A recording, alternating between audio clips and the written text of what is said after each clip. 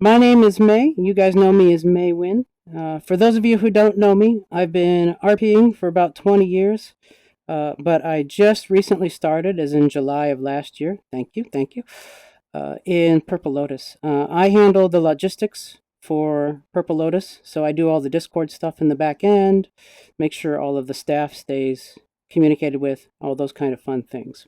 We're going to continue our class series today with RP 101, Character Creation, Backstory, and Lore. Before we start, though, I'd like to thank Celsifer for doing our first classroom, which was all about how to RP. So what you want to do as you're interacting with other people. This classroom is for those people who heard those lines, "No one cares about your backstory," and said, "No, people care about my backstory." Yes, I care about your backstory. I care about your character. And what we're going to go through today is how to make a compelling character, backstory, and story. So our agenda today, what makes a character? Answering the questions of what, where, why, and who. We're going to go from the bottom up approach, but if you want to approach it from top down, that is totally acceptable. And I will cover those in detail as we go through it. After that, we will follow up with backstory. Now that you know who you are, how about we talk a little bit about your history and the world you came from? We're going to cover character abilities as part of your character building, not as in setting powers and setting the power limits and making them balanced, but actually how they should influence your character. We'll get into character quirks, unique flavoring to make you all nice and tasty, make you memorable so people will remember who you are, and finally a Q&A depending on how much time we have left. That's our agenda today. So let's start off with what makes a character.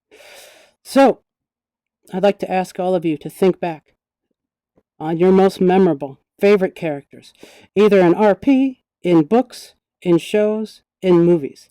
Think about what made them unique to you. It wasn't just one trait. It was a whole lot of things coming together. It was about their story, what their motivations were, what their goals were, reveals they had if they were an enemy or a hero, who they got in conflict with, the conversations they had. Those kind of things make a character memorable. And what we want to do here is we all want to make our characters memorable so that other people are interested in interacting with us. So, an interesting character at the base level can be created with a few quirks and a basic personality. But if you want them to be truly memorable, they need to have a consistent worldview. They have to have responses to match with who they are.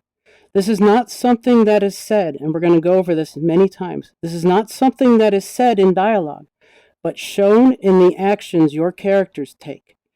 The most impressive thing you can do is make someone interested by your reactions, not by what you say. So let's start with answering that first question. What? What is a character? So, when we're building from the base up, we want to answer some fundamental questions about the character. What do they have? What do they want? And what do they need? You want to understand your character's goals. You should be able to express this in a single sentence, their core goal, the core thing your character is looking for. Every character has one, even if they can't express it to someone else, but you, as their creator, should know that. From your goals and your wants, what you need, that will determine your motivations, your character's motivations. One of the most common things I see among newer players who are inexperienced with character building is that they have a real interesting backstory. They spent a lot of time working on that. They've built this personality, but they never bothered to answer what their character wants. So when they're questioned, why are you here? What are you doing? They don't have an answer for that. If you can't answer the question of what do I want, your character isn't quite ready yet. You want to think about that a lot. And that also feeds into having your character's motivations lead them through actions. If your character is driven by a plot that you've written out, that's a plot device, not a character, and it ends up feeling contrived. So, let's start that task. Let's all think. Start by defining your character in a single sentence. So, who here has read or watched Lord of the Rings? I see a raise of hands here. Or some jumping, some eager jumping. Okay, Colette, I see you jumping. Butters, Mira, Jay. All right, Colette, I'm going to ask you a question. Give me a sentence that defines why Frodo went on his journey. What was his core goal? To save the Shire. Butters, how about you? Frodo's core goal. He had to mute himself because he's very chatty.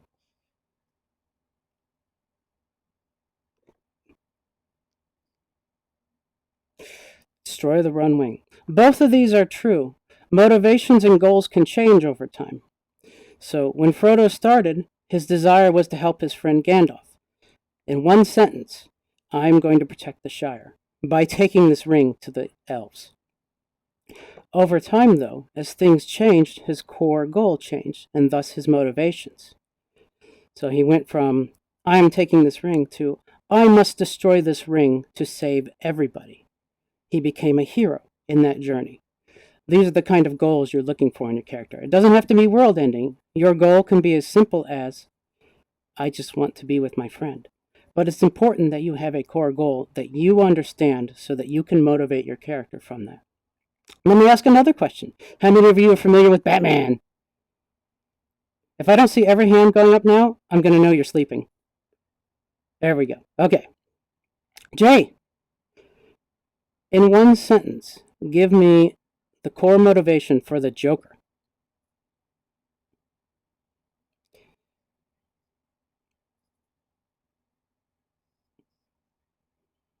So the second part of that isn't actually a goal. That's the character trope. Don't worry about it. That's good. So, in terms of the Joker, his goal is to prove Batman's belief that the people of Gotham are good wrong. That's his goal. And that's how all of his actions are motivated from him. He's also a crazy guy, right? He's got a bad history. We don't really know it well. But all of us can understand that he's looking to prove Batman wrong. Now, the flip side of that, who would like to answer the question of what Batman's core motivation is?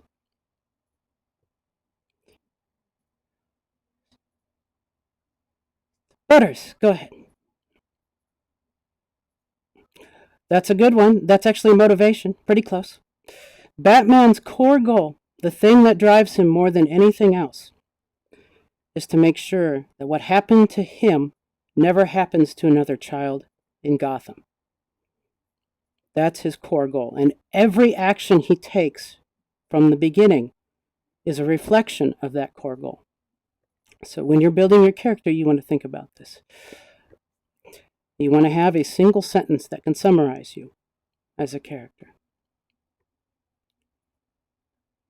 So, to summarize, your character should be able to answer what they want, even if it's to do nothing. As long as you have a clear idea what your character wants, you can make your character yes, yes.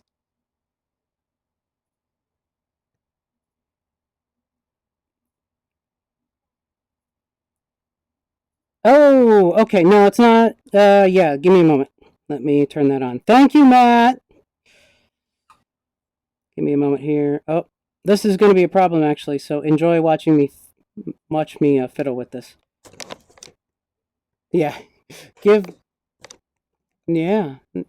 Luckily, though, our people there. Do do do do do do do do.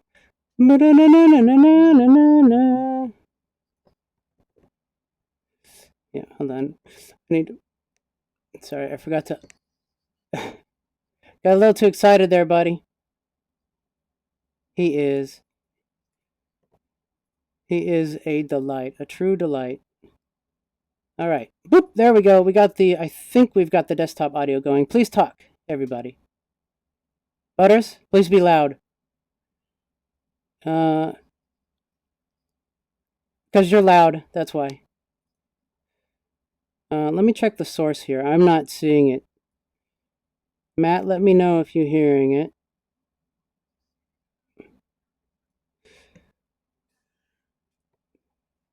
Okay, that's what I thought. Yeah, I don't know how to capture the VRchat audio. I'm sorry, guys. I didn't think that one through. Oh well. So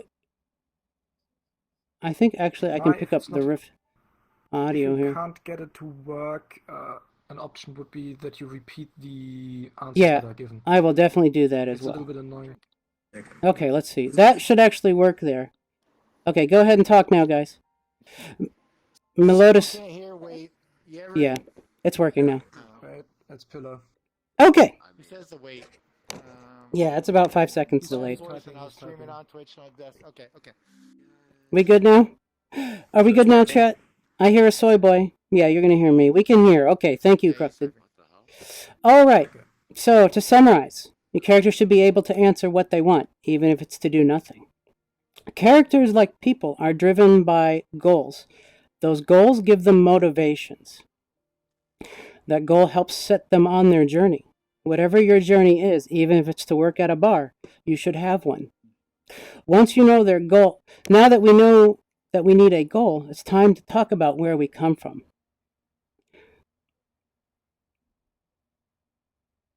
Let's speak to history. Now, having a fully sourced world you come from is actually optional in VRchat. It's not completely necessary because you can say, I come from Earth. Or you can not even be defined and grow it over time. But if you want to make your character memorable, it's a good idea to have an idea where they come from. We're going to answer the question of where. The things you want to know, the depth of your character, comes from their view on their family, their friends, the government they come from, the religion that they're experienced with, the philosophies they've heard, they agree or disagree with, the ethics and morals they've developed. A character adopted into a church and raised by the nuns will have a very different perspective on things than a character born in an atheist world. Characters always come from somewhere, and that place will have an impact that sprinkles throughout their design.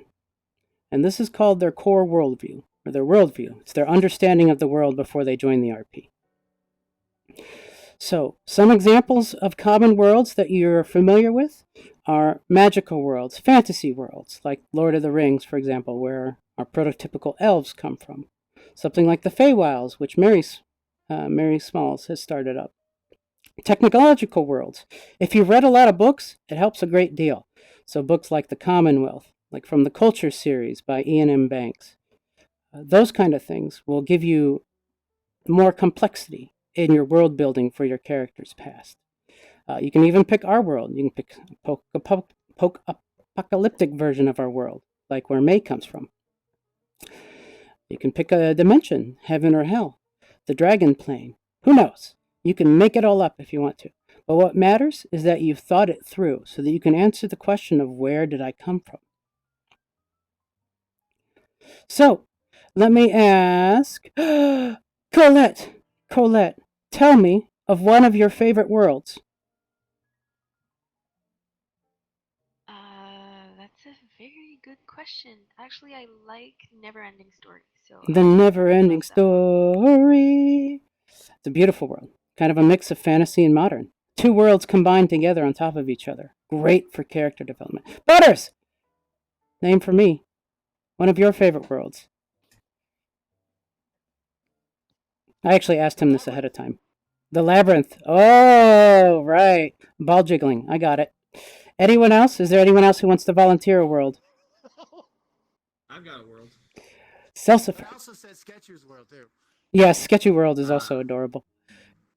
Well, it shows in a lot of my characters, but the world of Xanth, by the same book series, Xanth by Piers Anthony. By Piers Anthony. World full of puns, play on words, and just general craziness. All of these can serve as inspiration for building your character. You can even come from one of these worlds if you want to. You just have to explain how you got here. Most of us, we just kind of showed up. That really doesn't matter. But what matters is that you can answer those core questions. Who are my family? Who are my friends? What are my philosophical views? Because that'll allow you to convey information, that'll allow you to have a point of view, a worldview that your character will react to as they interact with other characters. Because that is the goal of RP, to interact with other characters. Whatever you do not convey your character's history in a lore dump. Don't go up to someone you just met and go, "Oh, you want to hear about my history? Here's my past. I was born in a farm 10 years ago." People don't do that in real life. Characters don't do that. You don't want to do it here because it's going to make you sound really weird. It's going to make you sound like you're dumping lore on top of somebody instead of actually a person having a conversation. Let your character's worldview speak through their actions and relations with other characters. A character who comes from a church is going to freak out if they meet a demon and a devil, especially if they come from a world where those things aren't real.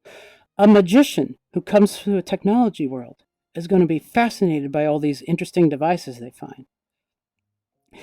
Your character's reactions, based on their worldview, tells people an immense amount of information about your character without having to say a single thing.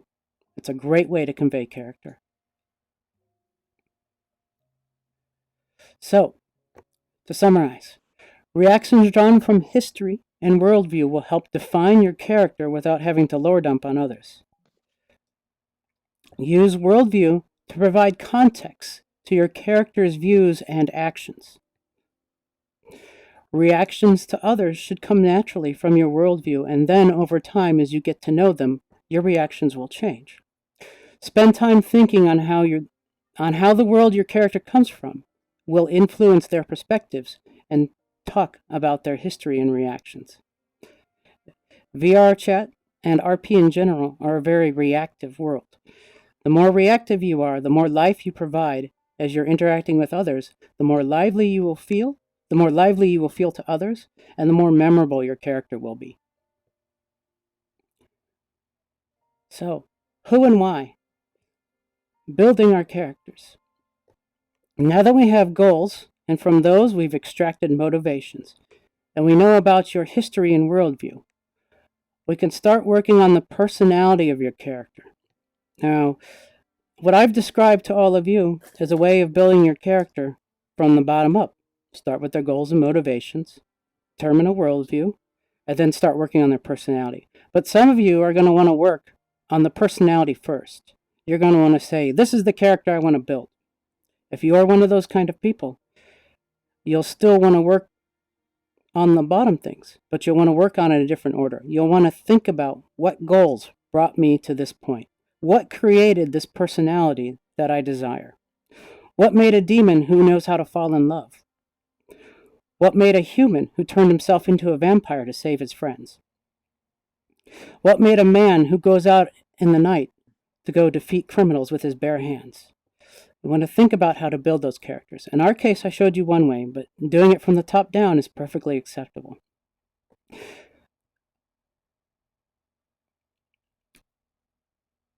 So one thing is that you want to keep the where and what of your character consistent, so that their reactions and reasonings why they react are always clear to others. Now, your character's goals and motivation and where they come from should be clear to you, but your character doesn't have to say it to anyone else. Just as long as they're consistent, people will notice and they'll start to understand who you are, just based on how you react. So, now that I asked a question about Lord of the Rings, I'm going to ask another one for it. Let me have a hand of volunteers who would like to answer a question that they don't know yet. Who wants to be frightened? Doki. All right, Doki. Explain how Frodo's upbringing influenced his reason to go on an adventure. What made him go out when Gandalf asked him? Shit. I don't know Lord of the Rings. I didn't know you were going to ask Lord of the Rings. I'm sorry. Lord of the Rings. Oh, Marshall. Same question, right? His upbringing influenced him into taking the offer of Gandalf because Frodo did it as well, and he always told his stories, so that's where it's coming from. Because Bilbo did it as well, is what Marshall said. Colette? Sorry to interrupt, Monkey Mhai, do but like monkey do. Papa Lapo is trying to join in, I guess. Yes, I have accepted him multiple times. Let me spam him with invites. Let me go find him in my social settings. I just saw him. He's No, on that's mute fine. now, though, just in case. It's not his fault. It is VRchat being special. Yeah, nothing new. Give me a couple of moments to attempt this multiple times. Let's scroll through here. Oh, let's go find that. Let's go find him. He's all the way in the section P's. Come on, you can do it, VRchat. Oh, we're almost there. Hold on. Oh, Nasara's on. Hello, Nasara. Okay. Invite. We'll try one more time. We'll see if we can get that invite through. I've discovered that if you invite too many times, it actually completely breaks it. So let's hope that didn't happen for him. All right. So Frodo grew up on Bilbo's stories. Unlike all the other hobbits, he heard stories of someone wanting to travel, to take trips, to go out. So he got curious about it. When the call to adventure came, he took it because that's who he is. Now, let me contrast that. Sam goes on the same mission. Sam goes with Frodo. Colette, do you want to take a stab at why that is? Sure. Sam is. I'm not gonna pull the fanfiction card, Okay. but Sam is considered Frodo his best friend, and so he wants to make sure that he is safe and that he returns. That's right. Sam considers Frodo his best friend. Sam is a farmer. He's a commoner, as opposed to a noble like Frodo is. He didn't grow up on the same stories Frodo did, but he cares about his friends so much. He wants to go on and protect him.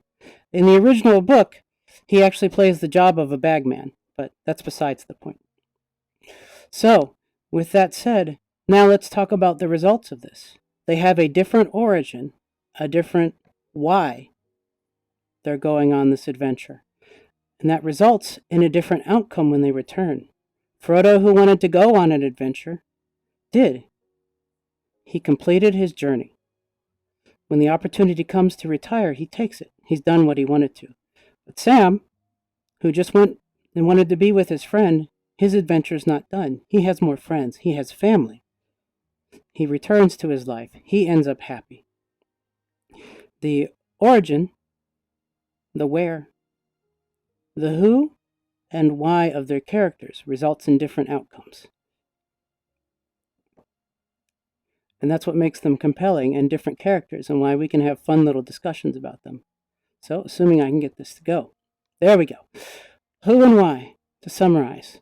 A character should stay consistent to their goals and motivations. Goals and motivations can change over time, but at the core, they should stay consistent with them as long as they have them. When they change, it should be communicated to others. This consistency will help convey your character's values to those you're RPing with. It'll make you interesting because we can have debates about your worldview versus mine. Having a clear answer to who is your character and why do they do what they do sells believability. It breathes life into your character because you are able to convey a person through that character. And also, the most important thing of all others, show, don't tell. Convey your history through how you react to others. Don't lore dump on them. Let them become curious about you and then wonder about you. So, we've established what we want. We've established what we have and what we need. We've talked about where we come from, our view on family, our view on friends, religion, the community we grew up within, the government we faced. We've decided why they think like they do. We've decided who our character is. Now what we want to do is to build a backstory to convey those points in a way that's interesting, consistent, and compelling. Your backstory doesn't have to be detailed, but it should be consistent with the goals your character has. If your backstory doesn't explain why your character has set themselves on this goal, why they've taken this journey, then your backstory isn't complete. Or even worse, inconsistent, which makes it confusing for people. Why are they doing these things? I don't understand. You can flesh out their history and show how that history created the character you're going to breathe life into. A good backstory is inherently interesting, not because it builds your character, but because the people who interacted with you are interested in who your character is. That's what makes a good backstory. A backstory for VRchat RP exists to help you inhabit your character and provide consistent, reliable responses to other characters so they understand where you're coming from. It's not an excuse to lore dump on others. I know I've said that a few times, but it's actually pretty important because it happens a lot.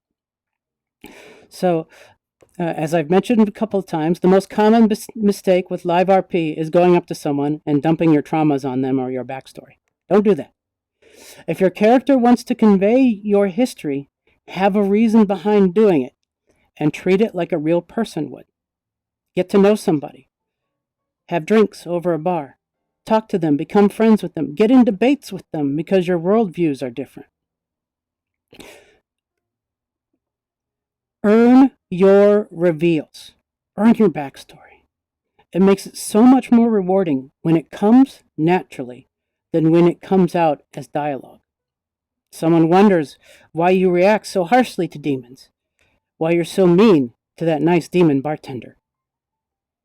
Over time, they learn more about your history, that your family was attacked by demons. You have a different perspective than everyone else. You get to reveal it. It's a moment of catharsis for your character and for you. So, for those of you who are really interested in digging deep into backstory, remember, you don't need too much here, and you don't have to finish it out. Yes, ever. Who are very interested in building backstory and a whole lot of it, I totally recommend you read Hero with 1,000 Faces by Joseph Campbell. It's a book from the 50s that goes into the archetypes, the hero's journey, the inciting incident, and talks all about the different type of characters and villains that exist. It's an excellent book for reference for how to build a character, how to make them compelling, give them goals and motivations. It covers everything we've gone into in so much more detail, including all the different archetypes, anti-heroes, heroes, the classic hero, villains, all that stuff. Most plots in stories begin with an inciting incident. This is a call to action for your character. If you were at Arcadum's training, you've seen this. In VRchat, this may occur in the past, like it did for my character. Or it may happen in RP. You may prepare your character for an event that may happen. You may involve them in some way. You may have a story point you want to play with people. You can totally do that. It's your choice. But either way, reading up on the hero's journey is a great way to get ideas on how to build interesting characters and create intriguing plots and stories when you start writing out arcs and stuff. So, to summarize, as we mentioned before, don't lore dump. Don't lore dump on your friends. Earn your character's reveals. Take time to make friends before spouting history at others and treat your character like a real person. Trust takes time to build. If you're someone who wants to hear everyone's lore, be a researcher like Sig, Hat Kid Sig, for example. So let's talk a little bit about character abilities. Now, those of you who have attended both Celsifer and Arcadum's talks have had some experience with this conversation. I'm not going to go over the details on how to balance powers. Instead, what I want to talk about is how to make your powers reflect in your character. The reason why I mention this is because a character who just uses their powers to solve problems is a tool. They are a tool for solving a problem by powers. They're not a character. Make the power part of what defines your character. I'm going to rewind here because I skipped ahead. I pressed the wrong button. Oops, that's not going to work. Give me a moment here. There we go. Okay. Consider what the power says about your character and how your character views their world through the powers they have. A character who has a natural affinity with magic is going to understand things in a different way than a character who doesn't. They're going to feel things from other people, from their experiences. They're going to be curious about different things. A character who has the power of ice may be afraid of heat. A character who is vulnerable to light will want to stick to the shadow. Make these things part of your character. Reflect that when building them. It'll make them more interesting to others as you reveal your powers slowly. Is your character an elitist because their powers made them special where they came from? Or are they compromised because their powers made them different? Are they a demon who hates themselves because they want to be good but they can't? Put thought into your character's powers and use that as another way of building depth into your character. So, I'm going to ask a question here. I'd like one of you to name a favorite character's power. And in a single sentence, tell me how that power defined them. Anyone who would like to... Marshall, I see a jump over there. Please speak up so we can hear you. One of my favorite characters is Meng Hao from I Shall See the Heavens. And he's basically he has the power of the League of the Demon Sealers, and that basically defines his character because he's on the quest to find all the 9 different hexes. So he's looking for additional ways of amplifying his power. He defines himself by his power. I didn't actually think up any specific examples of this, but give me a moment and I will. Oh, okay. None of you are going to know this, because I don't know how many of you are Brandon Sanderson fans. But in Brandon Sanderson's novel, Way of Kings, there's a character of the Shim. He has a special sword that gives him the ability to basically fly around the world and murder people very efficiently. And the character hates himself because of it. He defines himself by his capabilities and is filled with loathing because of it. It makes him a fascinating character to read. Does anyone else want to go? Anyone else want to answer a question? Butters, is there anyone from our audience? I'm going to suspect not, yeah. Oh, there we go. Johnny Escato from the Darkness series. Pink, please write out how the power he has defines himself. And then Butters will read it to me when you're ready. Meanwhile, we will continue on. Continue on to my favorite section. This is the part I love most about building a character. Making quirky characters. Giving your characters quirks to make them tasty and delicious. So you've done all this history now, you've done all this lore, you've built this backstory, you know where your characters come from, you know why they're doing what they're doing and who they are. Now, you want to add flavor to them. These are things that are easy for you to remember and perform, but will be memorable to others, even if they don't realize it. It can be a vocal tic, a repeated gesture that a character makes, like Butter's constant pointing, a common expression they make in reaction to certain things. All are possibilities when it comes to breathing life into your character. These are repeated and habitual actions that your character makes, and they can have endless forms. They can appear in any stage of development and will complete, round out, and breathe life, because that's what we're here to do. Breathe life into our characters and make them real people, or at least feel that way.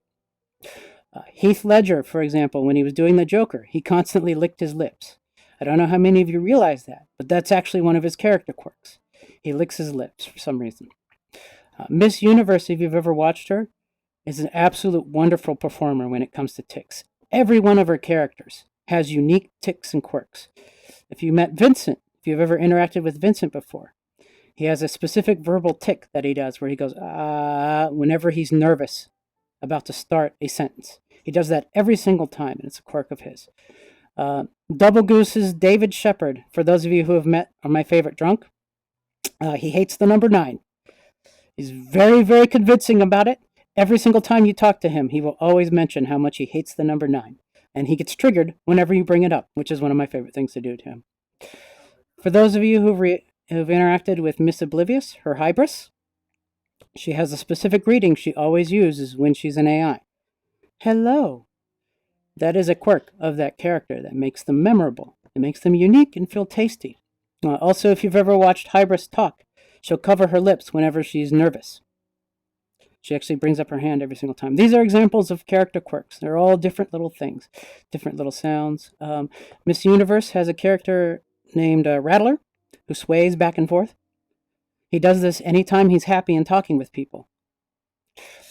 All of these are ways you can convey your character.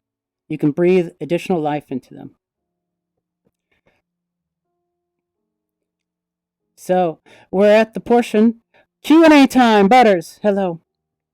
I got your answer. Okay. Pink Wolf Rose says he had to find a way to balance or live with an entity that basically is the black before the Big Bang. While fighting a mob, he gained some control. However, he descends into madness from the power. He descends into madness from the power. Fascinating character story. Corruption, by the way, is one of my personal favorite things. So, now that we're completed, oh god, it's Beetlebox! Do any of you have any questions? Anything you want to bring up? Any clarifying points? Papalo. Hi, I was wondering, in an environment, in a role-playing environment that's as free form as this, Yes. how do you go about crafting lore that, like, fits the world that you're in? So it is your choice how much of the existing lore you want to bring into your character. It depends on where your hero's journey is going to start, if you're going to have an arc for your character. And it depends on how much interaction with other people you want to influence your base character. So my character, for example, came here completed. She had had her entire backstory. She had gone through her hero's journey, and she came here at the moment of her banishment. Everything in this world was new to her. There are other characters like Sachi, who have picked up. He has a backstory that he hasn't clarified yet, but he let the RP influence how his character developed, and then he built his backstory based on that. So it's up to you how much you want to do. If you want to involve other people, like Butters himself here has done, feel free to do that. Reach out to your friends and say, do you want to be part of my backstory? Let's discuss it. It's completely up to you because it's so freeform. Yes. Okay. Who's a rock named Matt? Matt Rock. Yeah, he was here. Yeah. Yes. If you'd let me. Yes, sir. Put something out there. It kind of goes off of the question that we just had there.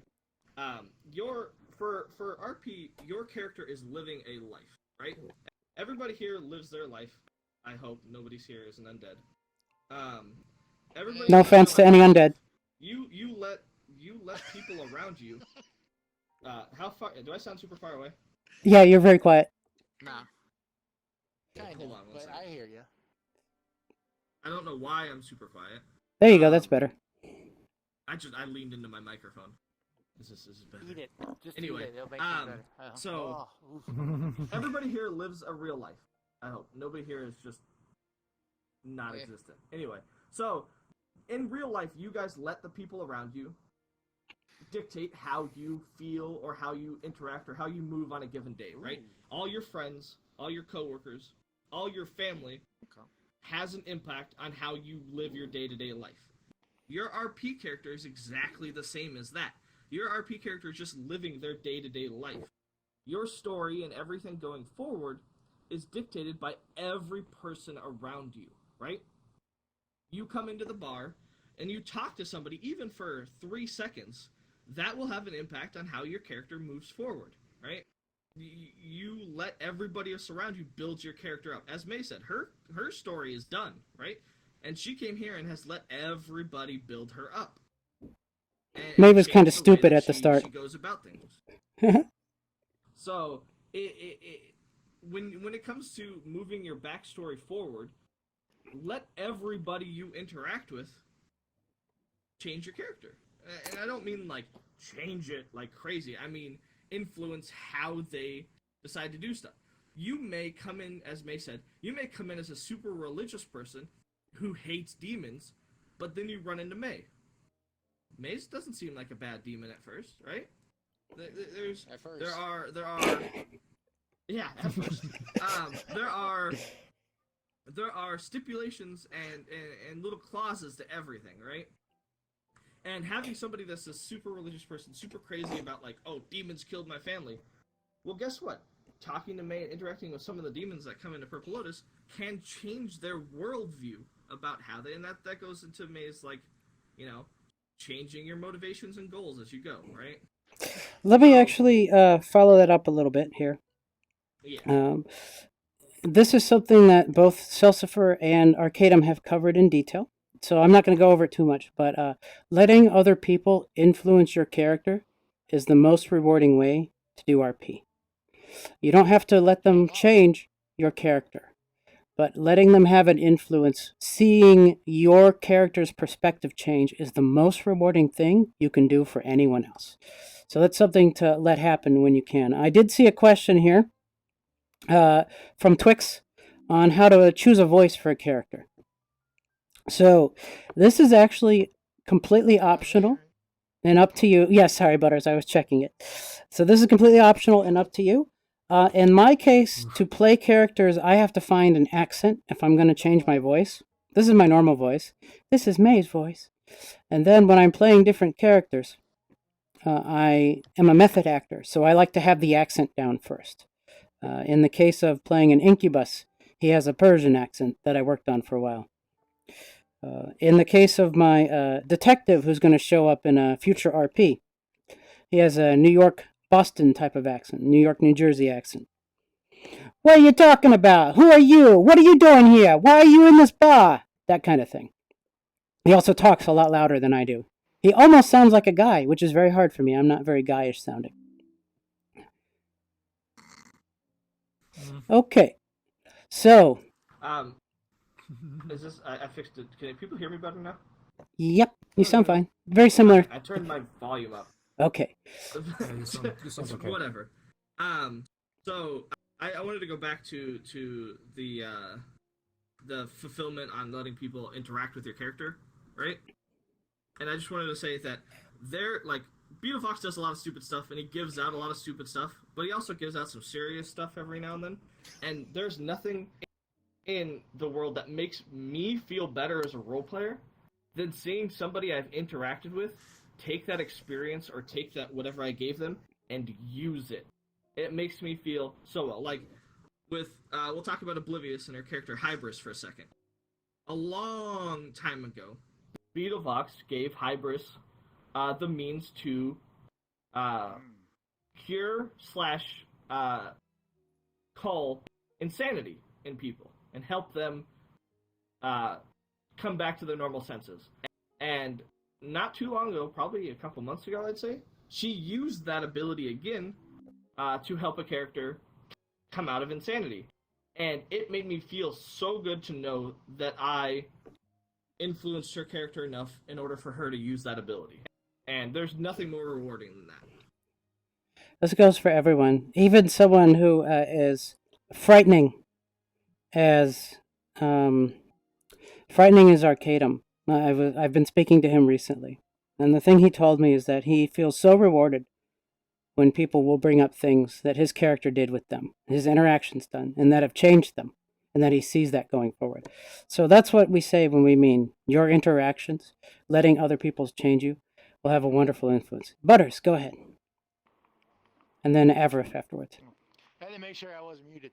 Anarchy Oaks asks, Professor Mhai, what if we are a very shy, timid person? Any advice on how to do stronger-willed characters? So the question was, for those of us who are shy in real life, like my beloved Morgan over there, how can I play a character who's like an extrovert, for example? And there are multiple ways to tackle this. For people who are fundamentally good at roleplay and like method acting, one of the ways to do this is to actually go, oh my god, my leg, what the hell? Is to emulate, is to emulate a character you like who's an extrovert. Play the Joker. Play a Wall Street executive.